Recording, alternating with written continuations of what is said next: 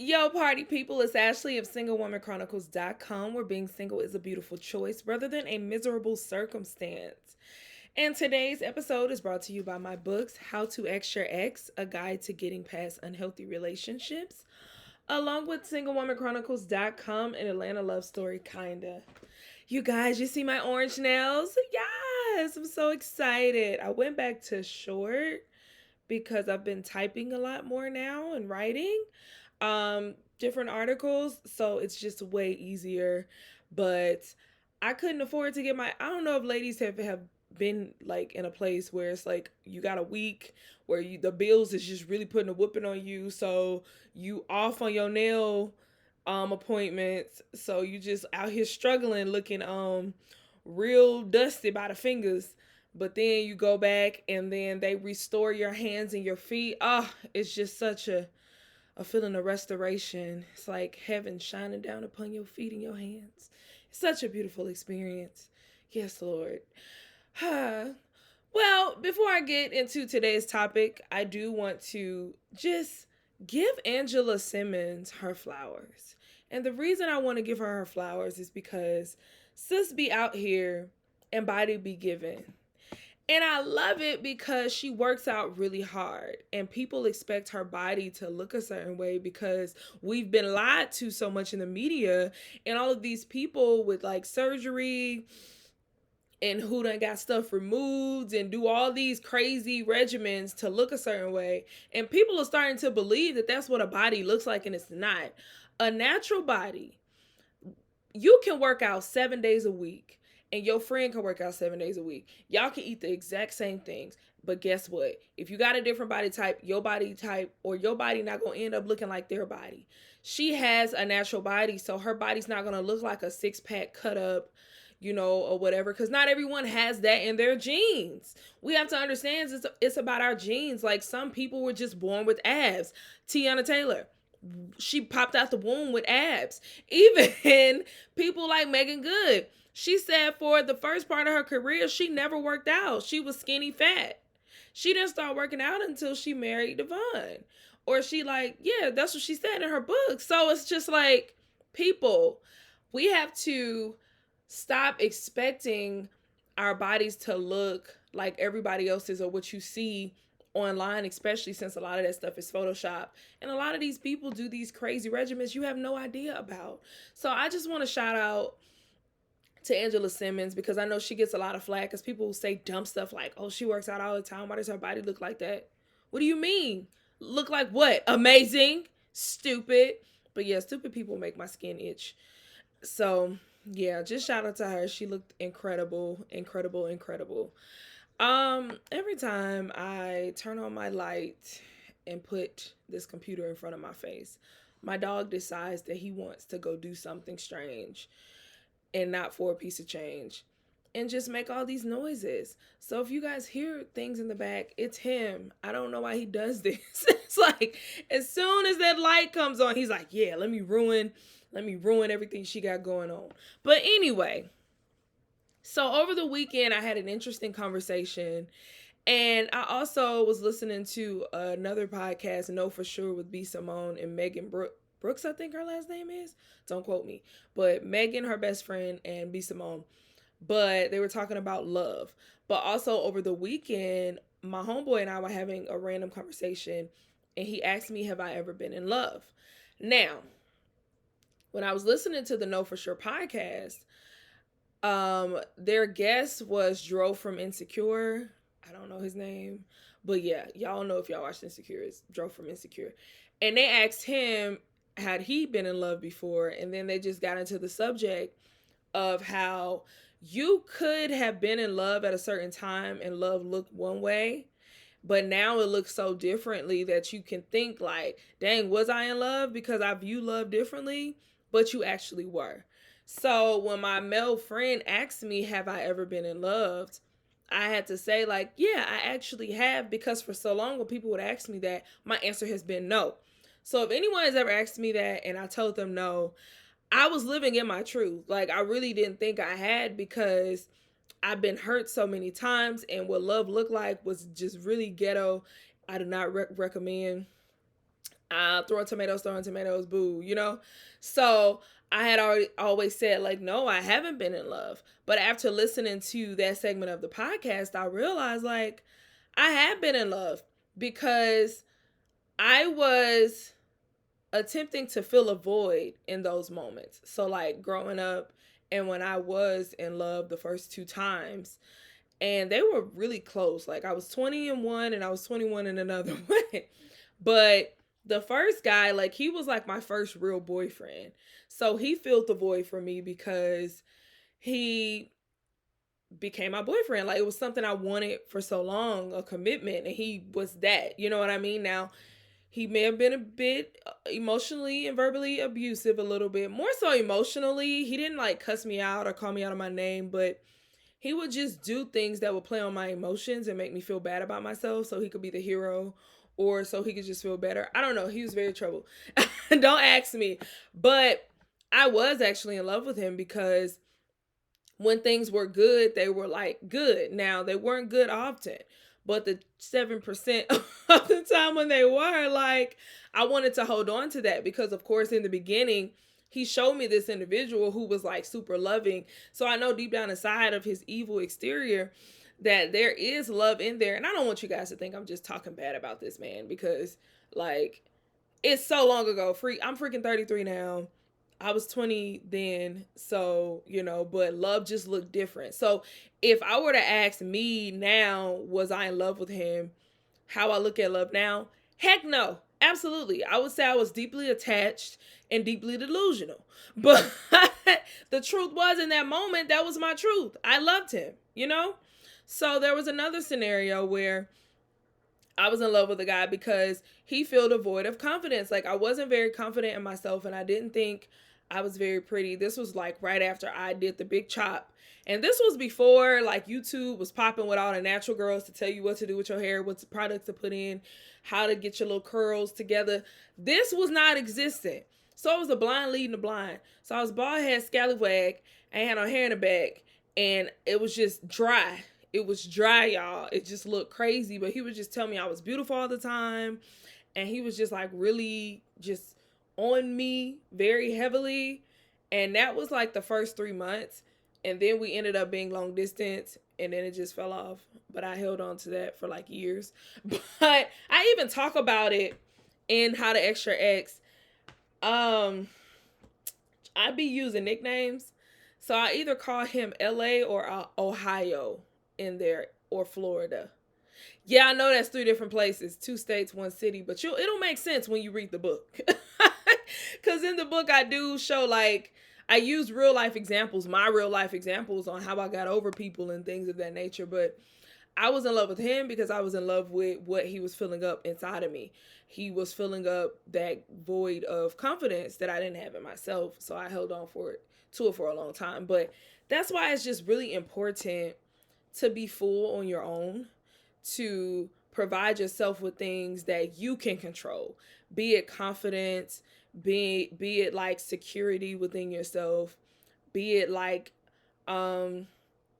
just loving yourself. I know it's like cliche, but like you will have a better chance at a healthy love that doesn't look like codependency, that doesn't look like verbal abuse or emotional abuse, that doesn't look like you're chasing someone if you're full by yourself. Because in that way, you're better able to kind of understand, like, is this love or is this just a deep attachment? Because I think a lot of the times we confuse love with attachment, because you can be very highly attached to someone but not in love with them. And that's just a true thing. Because usually when you're attached to someone, you're chasing like a feeling.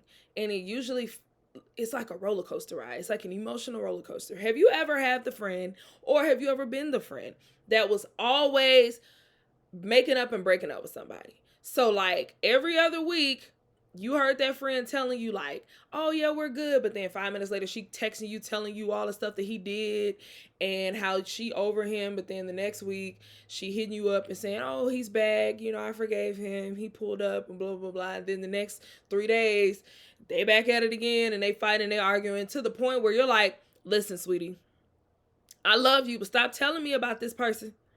Because I know you're going to stay with him and I'm tired of hearing about it. Okay? Y'all stressing me out. Leave me alone now. Tell me about everything else, but leave him out of it. Like, when you get to that point, yes, I've been that friend. Like, I've been that friend that I had to stop talking to my friends about someone because I was highly attached to them, although I knew they were not healthy and I was not necessarily in love with them, but I was in high attachment. It feels like an addiction. Like, it really feels like you cannot live without this person, but you actually can. It's like, if you just let them go, you'll have withdrawals, like somebody who's like taking a break from drugs or from alcohol, but you can do it. And I know it sounds crazy, but like, it's scientifically proven that the same love can be an addiction, love, quote unquote, because it's really highly attached. It can be an addiction. Like, it can really feel like you are suffering from some type of substance abuse if you're in like a crazy, highly attached relationship that is not grounded in love. It's just grounded in usually lust. Usually it's like sex, or usually it's trauma bonding. It's just a lot that can be going on. So if you've ever felt like you're addicted to someone and like being out of their presence makes you feel like anxiety and you just feel crazy and you feel like you have to get to them quickly, like, you're probably just highly attached to that person. And it's normal. Well, not normal. Well, it is normal. It's just not healthy. So if that's you, it's okay. You really can detach, but it's just going to take some crazy discipline, some major sadness and anxiety to get through it because you're going through withdrawals. But yeah, in other news, I don't know how I got on that tangent. When we talk about love, I just think it's just so interesting because I've been reading this book on gratitude because I find it harder for me to be grateful. I thought it was like, I be feeling very ungrateful sometimes, and the reason being is because I look to my best friend and I feel like she's very grateful because she's the type of person that like wakes up and just starts crying because God woke her up and just everything is beautiful and she can't believe how the sky looks and God made it this way and she's just crying. And I'm looking like, girl, what's wrong with you? Because I don't experience it like that, right? So I be feeling like I'm an ungrateful brat. But when I started reading this book, it talks about how the way everyone experiences gratitude is different. Not everyone is a feeler. Some people receive it in actions. So I'm not the person that feels. I'm the person that it's an action thing. So it's more like reciprocity. I feel grateful, so I do other things for other people, like complimenting people or holding the door or like helping someone with their groceries. I've even taken people home, like random strangers. Thank God, God has protected me, but that's how I look at gratitude. And so I got to thinking, like, love is the same way.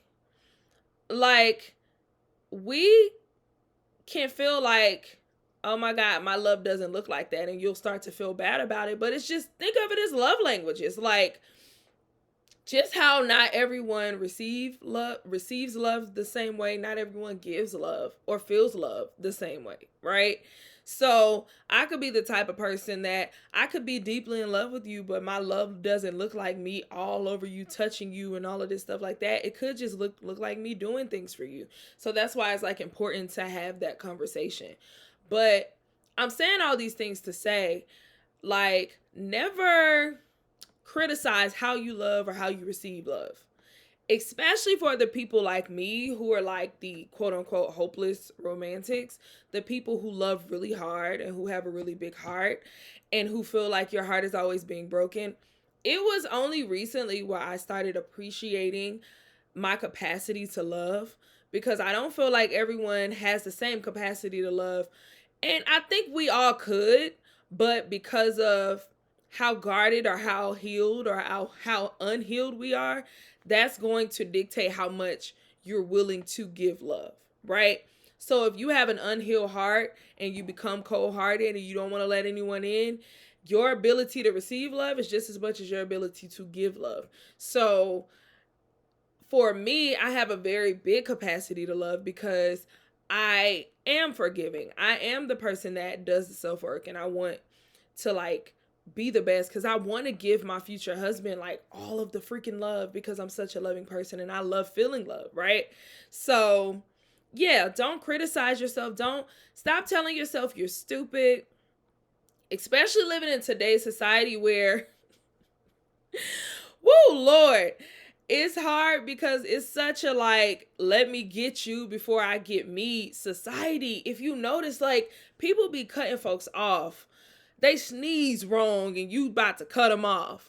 They didn't say bless you and you about to cut them off. They like didn't text you good morning by 11:50 and you about to cut them off. Like, it's just an unforgiving lack of grace. And so if you're that person that you're not like that, a lot of the times you can feel like you're getting a disservice in society, and you'll ask yourself things like, dang, should I be cold-hearted? Should I just shut down? And the answer to that is no, you should not. You should just be more discerning.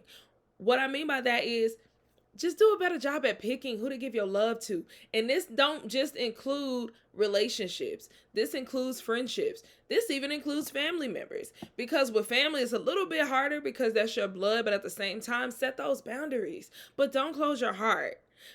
The world needs more lovers. Honestly, the world needs more people who are pure and have love. And I know it's out there. I have friends who are very loving, who haven't shut down. They're just more careful with who they give their hearts to. And I had this like revelation the other day, like, y'all, I ain't gonna lie to y'all. I've had moments where I have helped to take care of men, and I've done it and helped them out of the kindness of my heart. Like, I wasn't looking to get anything in return. That's just the heart that I have. Like, if you need help, I will help you. I've had moments where a guy didn't have a car and I picked him up and took him places. I've had moments where I've gotten guys jobs. I've lent guys money. I've had moments where, people have asked to stay with me and I've done that.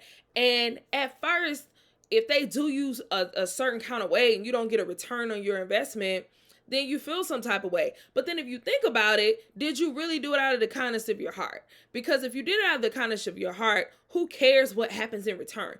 You may not, you reap what you sow, right?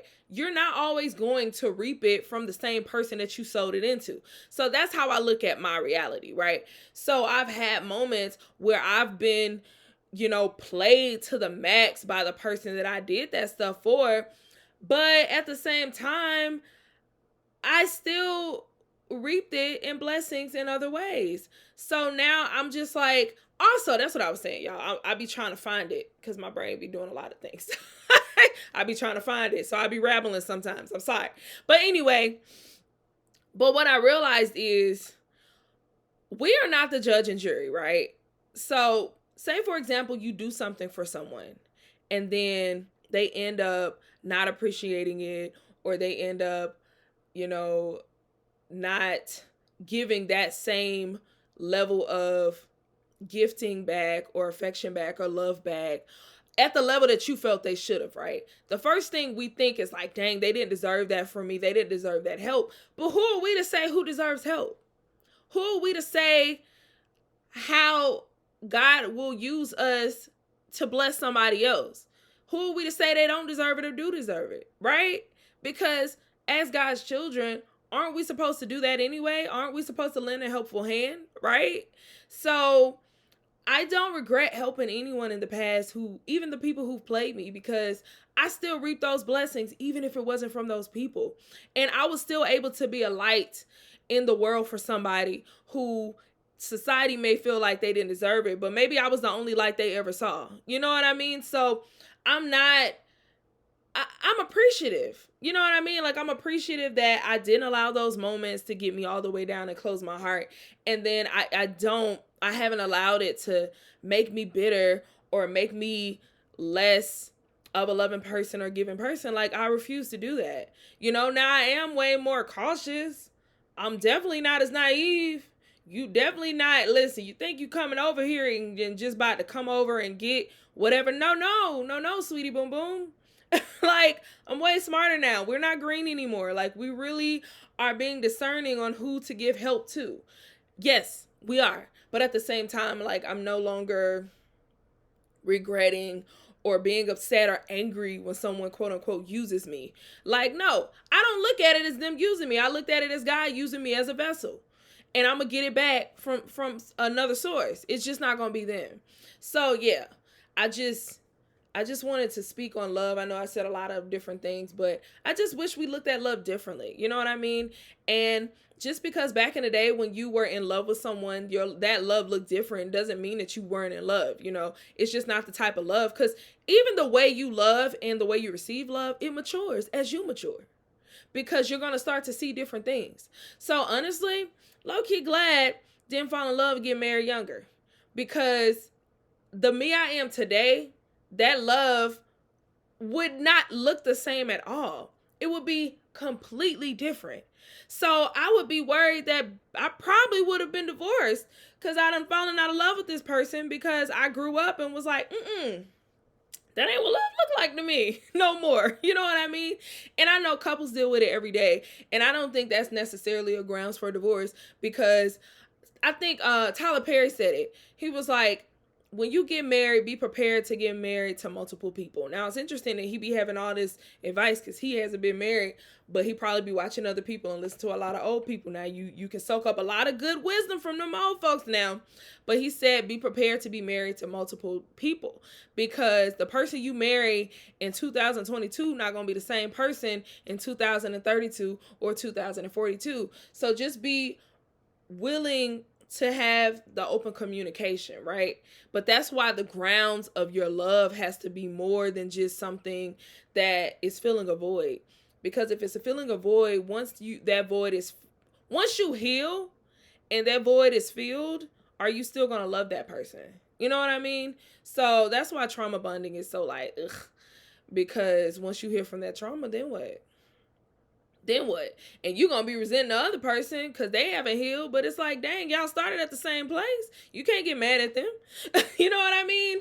So, yeah. But the answer to, have I ever been in love? Yes, I have. It's just not a love that I wouldn't have been in love in 2022 with the same love that I was in 2008. That's when that happened. Trying to figure out when I graduated. Nope, I'm lying. In 2011, when I was in love, I couldn't be in love with that same type of situation in 2022. Like, not at all. Like, not even close. No. Immediately no. But yeah, I don't regret anything, and I'm at the point of being healed where, I'm appreciative of those situations because it got me to where I am today. But yeah, I'm just interested if you guys want to come in and let me know, like, how you feel about, like, have you ever been in love? And does love to you when you were in love, if you're out of love now, does it look the same as it did then? You know what I mean? What is your interpretation of it? Do you feel like everyone receives love differently? Do you feel like everyone's love looks the same? Just let me know what y'all think. Well, all right. Until next time. Bye.